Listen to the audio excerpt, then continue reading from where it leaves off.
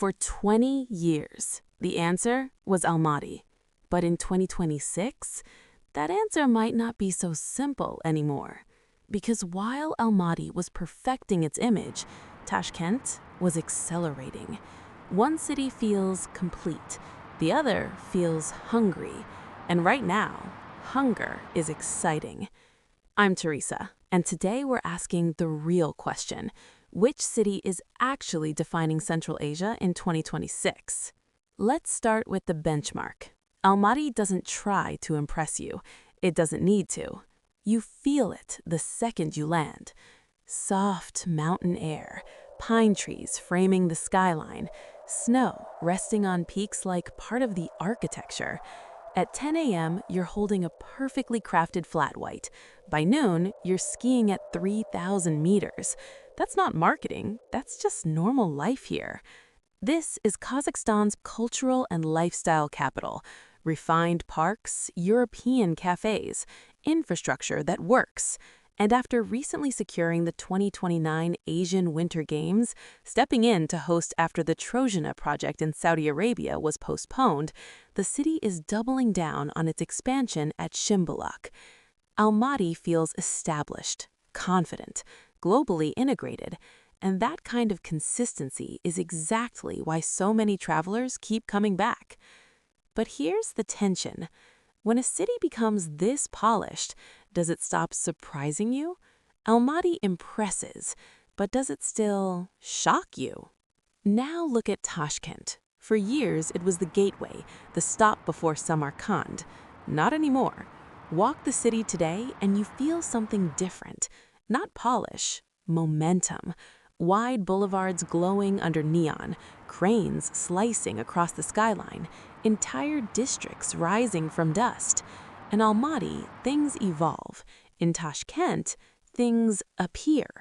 Uzbekistan has lowered barriers and the world is sprinting in. Condé Nast Traveler highlighted Uzbekistan as a must-visit destination in 2026.